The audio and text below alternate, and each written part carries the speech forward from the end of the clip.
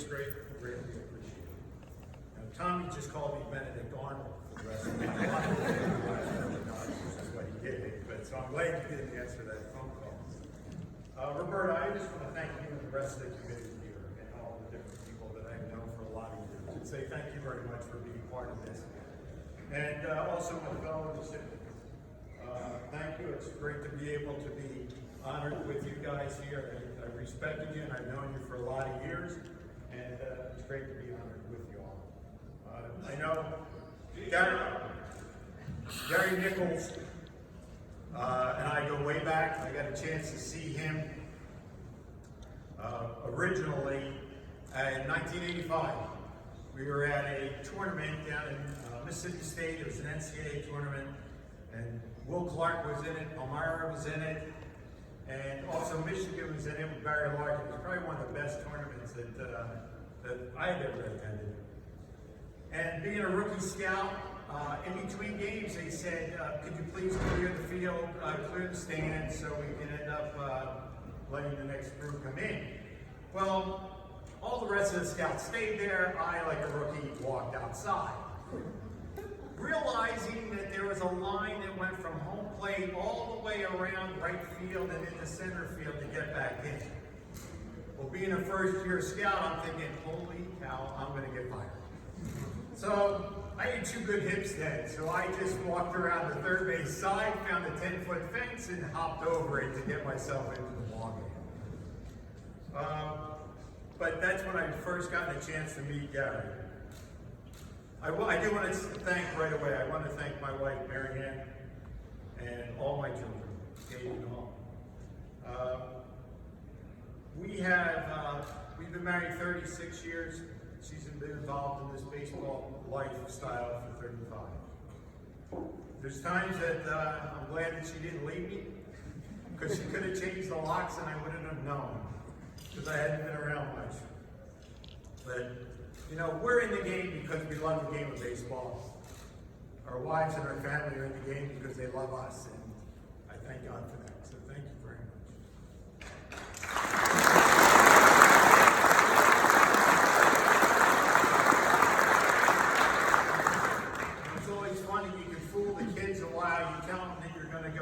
Vacation in the summertime, and all it is really a scouting trip.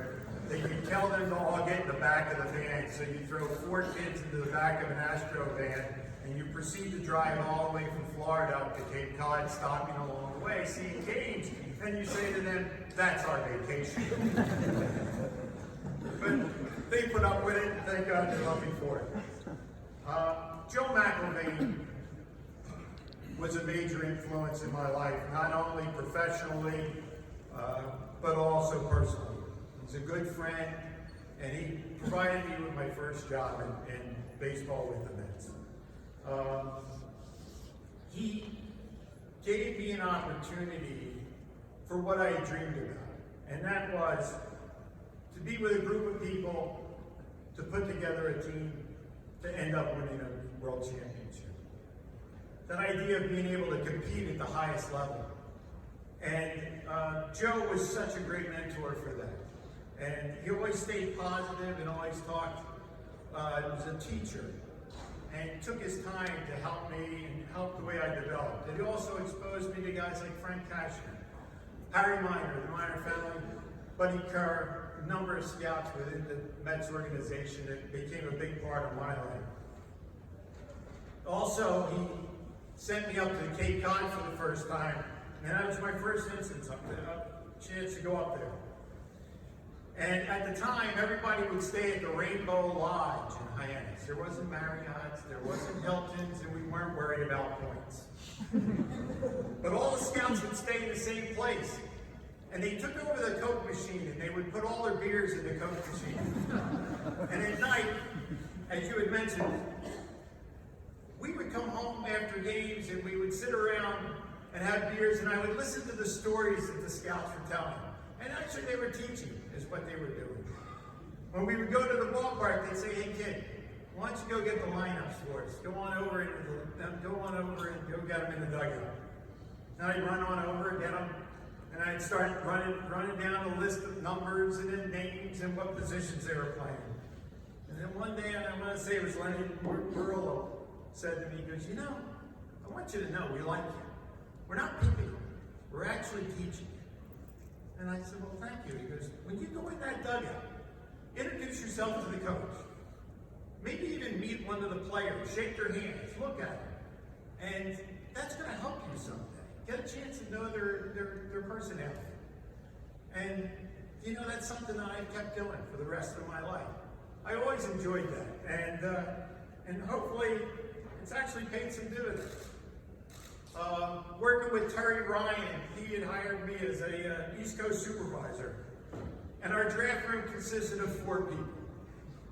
It was Terry, myself, who was overseeing the East, Larry Corrigan in the West, and Bill Smith was there taking our notes and being involved with the everyday, just keeping us online. We'd have these marathon meetings until late at night.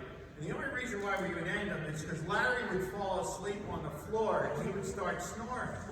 And I'd look at Terry and go, Terry, can we please go home now? And I also got a chance to meet Mike Radcliffe. And Mike was definitely, is one of my best friends. One of the smartest people I've ever been around in the game of baseball. And someone that I really care dearly about. I used to ask Mike, I used to say, Mike, did I see that guy? And he'd say, yeah, you saw him with so-and-so. And then I started saying, Mike, did I like him? It did mention here, Roland Heeman. I had a chance to work with Roland. He provided me with the first scouting director job that I happened to have. And the first year that we were there, we had the #1 pick of the country. And we selected Ben McDonald. Scott Boris was his agent, and it was one of the worst summers I had. During that period of time, Ben went up to the Cape, and we got a chance to follow him around. But it was a difficult summer for sure.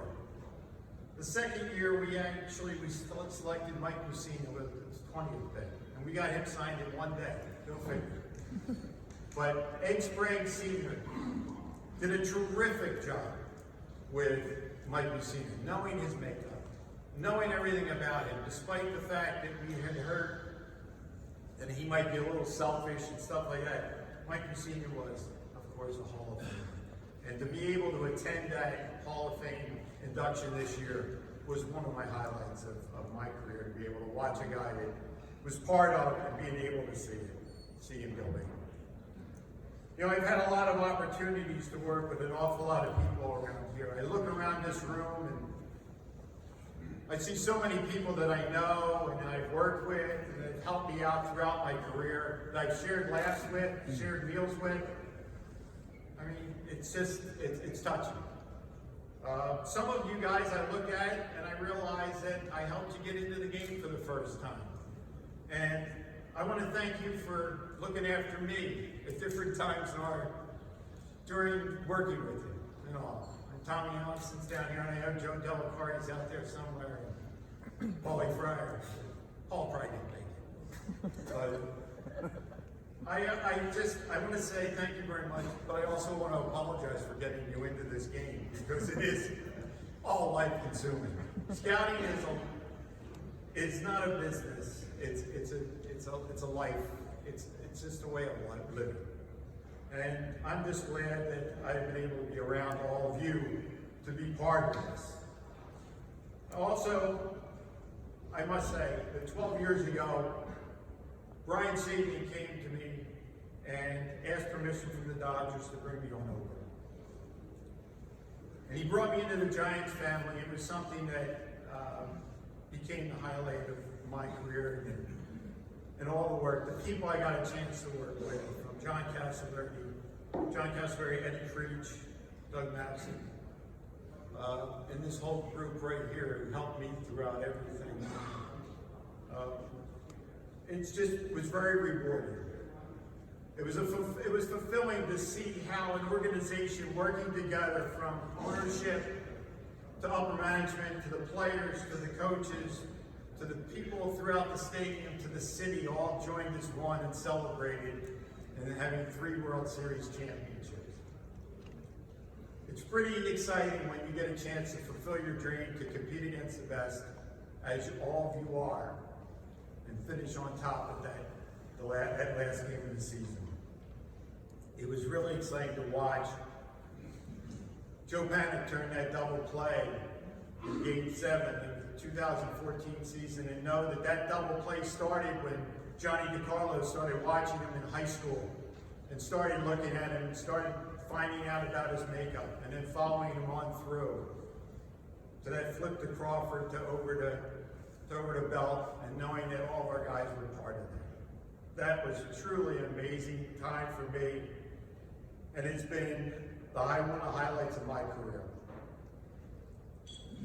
This past summer, I had a situation where I actually got a chance. I was up at the Cape, and I thought I might pass something down to somebody. So I was sitting there, and I got my lawn chair now, just like the other guys, just like the old scouts always did. And I had my lawn chair behind on plate, and I said to the guy, new scout that was next to me, I introduced myself to him. I said, hey, why don't you run on in and go get the lineups for us? I said, why not? He proceeded to get out his phone, pull it up on Twitter, and airdrop it right on. Yeah, I just shook my head and I said, well, I'm still learning. Still learning. You know, despite all the differences, we're really pretty much the same. We're all competing. There's changes that are made all throughout, but we're all still competing to be the best, to be the last man standing. Because that's what it's all about. We all still love the game that we're in, and we still all love the family that we're in, and that's these people right here. Because we are a family. We look after each other, we celebrate when good times are happening, and we support each other during the tough times.